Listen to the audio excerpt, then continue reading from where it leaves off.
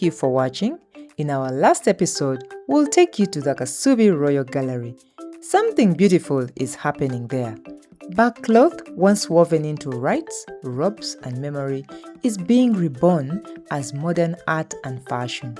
Young artists are treating each sheet like a fresh canvas, painting stories, nature, and play across a surface that already carries centuries of meaning.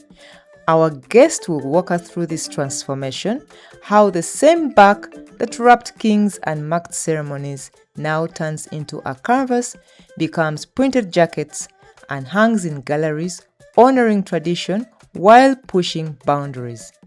It's a conversation between past and present, where each brush stroke is also a question. What do we keep? What do we remix? And what does it mean when the old becomes new?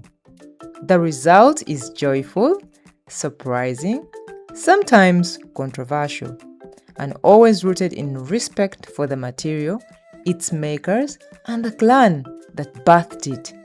Hit the notification to stay tuned as we wrap up the Barkcloth tales.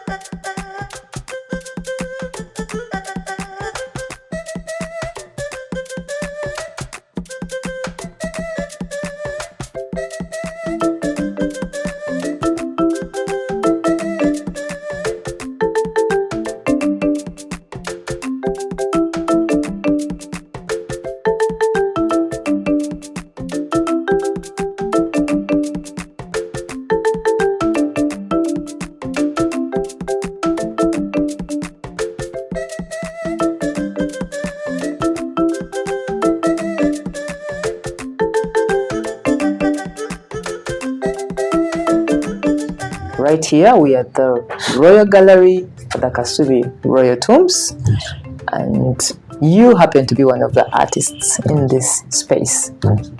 So I want you to tell us how this transition has come about from tradition into the fashion and the art industry. Okay, thank you so much, Jackie.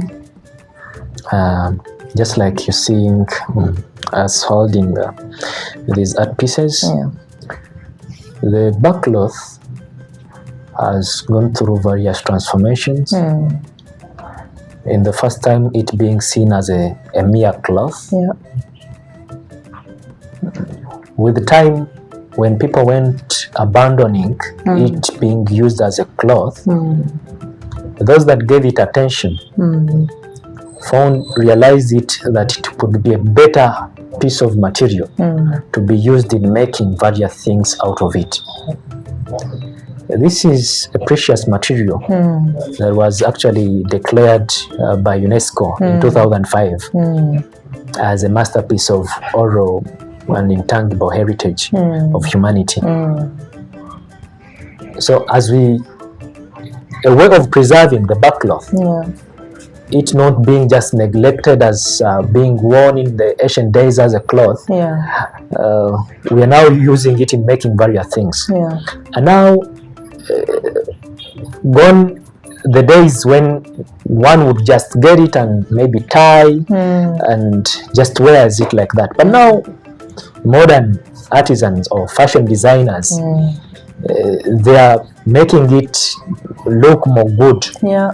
When you go to fashion designers, they make some very good, nice outfits out of the Barkcloth. Yes, I've seen that, I think. And we who are artists, we are making use of it, using it as a canvas. Just like you could see, they use cotton canvases. So we use the Barkcloth as a canvas. When one buys an art piece that is made on the Barkcloth, people that are eco-conscious, they really like such. it is something that you buy. You do not just buy art, but this is, we take it to be a living product. Yeah. It's a living material. Culture, living, yeah. When you put it in your house, it's like you even at times communicate with it. Yeah. In it lies a spiritual soul that surely you glancing at it, it even makes a change in your heart. Yeah.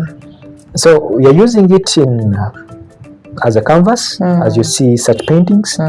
But as you talked about the texture, yeah, you can feel the textures are different. Yes, is, when you try to touch this also, this is a bit smooth. You find out that this is actually this one is thin. This one is kind of thick. Thick and rough. Yes, this one, the process comes from the making. The final product comes from the process heating. Of making, way back from heating. You know, the time or the number of times it is beaten, it will determine on how thick or how thin it will be. Those that usually make it to be thin, they want to get something wide, a wide sheet out of it. Because remember, the number of times it's beaten, it becomes wider. And also the quality. The quality. Yes.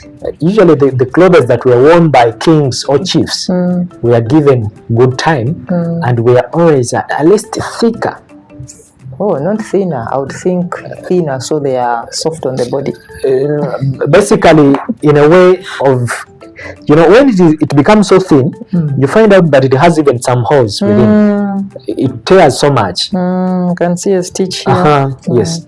So, however, just like you said, there is a stitch. This stitch, you know, because it's handmade and you know it's made from a tree, it tears easily, and so they have to stitch it together such that they cover those gaps that have come in.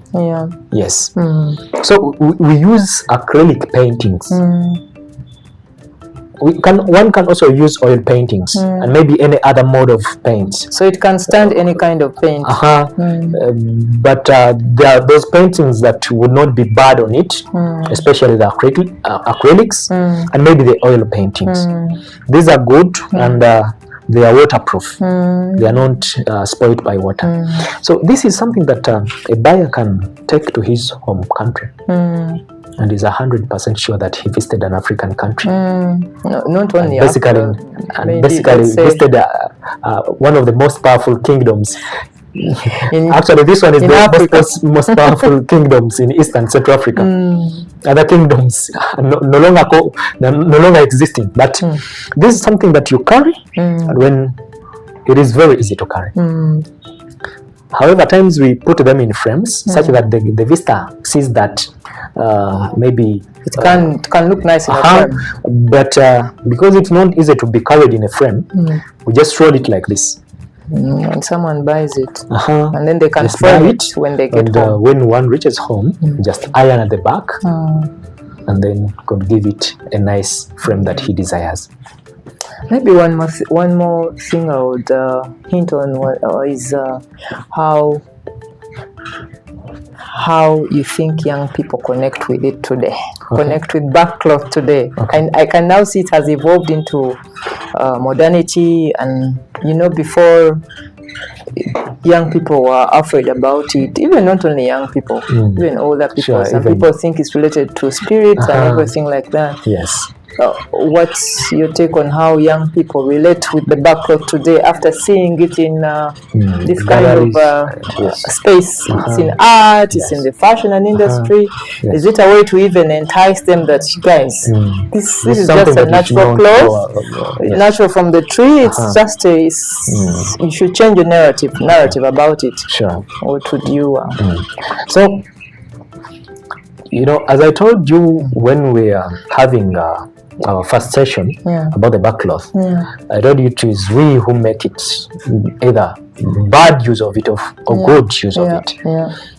And you know, whenever I'm usually conducting school tours, I usually have jokes with especially the primary students, kids and pupils, or secondary. Whenever I take them to the main house, where the king's house, where they beautify the king's house with the backcloth. Yeah. It looks so stunning to the extent that even a young kid cannot see it. I usually ask them, how does it look? They usually reply that, oh, it's really looking so beautiful. And I ask them, would you recommend dad or mom maybe to use it in a living space or dining in your home? They could say, no. So why? This is because the people have bias about the backcloth. Yeah, they do. People are having bias about the backcloth. But unfortunately, it is something that one runs away from the good. Maybe the bias is because we don't know. And even some people fear it because they wrap the deceased in it. You told me. And I still pose a question especially to the people that fear it. But we also wrap cloth, this cotton cloth. Even you could live about that. Actually, I ask those that sleep in hotels. Okay, even people in their homes. The people that do not sleep in any other kind of bed sheets. They usually use white bed sheets. Yeah. But white bed sheets are so common in using them in wrapping the bed in it. Yes, right. And even so, I don't know why one could not fear the white bed sheets, but could fear the backcloth. That's something, yeah. Yes. Something to think about. Young people have to be sensitized. However, just like you seeing me at my age, I couldn't see that I'm so old. So I'm making use of the backcloth. Yeah. I can go to the market, like Owino. Yeah. I buy it. But the perspective, either from the person that is selling it or the person that sees you buying it, at times it's different. Maybe thinks negatively about it. Yeah. Some would say a young man learning to be a witch. But I have my other agendas that I'm bringing it to make art. Yeah, we need to bring it out more in the modern We are able to see, to observe the ceiling of this house. Yeah, I can see the ceiling is all clad with backcloth. Those that deal in the interior designing. Yeah, beautiful. Actually, the current interior designers. Creative, very creative. The current interior designers have to give it attention. At times we struggle hard to go abroad, China, to buy things like marbles and so on. Those things that maybe give a beauty to our houses. But we forget about the. We forget, And for those that are building, constructing hotels, basically to host tourists. You go buy some things from different countries, you bring them. These are things that are not so pleasing to the people because they always see them to them. But then you make your space look with such an amazing look. Imagine a ceiling with a backcloth. So beautiful. You could imagine putting such an art piece in your living room. So it is something very unique. Yes. Unique. So we make they make various products out of it. Unfortunately, I do not have here one of the clothes that have been made in the backcloth. But when you try to watch some different shows, exhibitions, you find out that there are those clothes. I've seen it. I've seen some exhibitions. I think in France. Yes. And they had jackets. Suits. A jacket made out of backcloth. Yes. Designers, real designers, using the backcloth, and it looked very unique. Yes. Completely unique. So this is something that can change your life when you give it attention. We put more time buying canvases, making art on it, but if there is something that is ours, uniquely ours, it belongs to us. True. And we are maybe abandoning it, but we should give it attention, I think. Thank you so much, Fauzi. Welcome. Thank you. So what surprised you most about Barkcloth's modern life? Do you love it as a wearable art?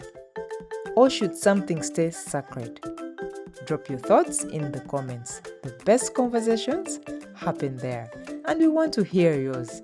If this series taught you one thing, let it be this: culture isn't frozen. It travels, it talks back, and sometimes it shows up in a gallery smiling. Thanks for coming with us to the Royal Palace and to the Kasubi Royal Tombs. Subscribe, hit the bell, and don't miss the next culture experience.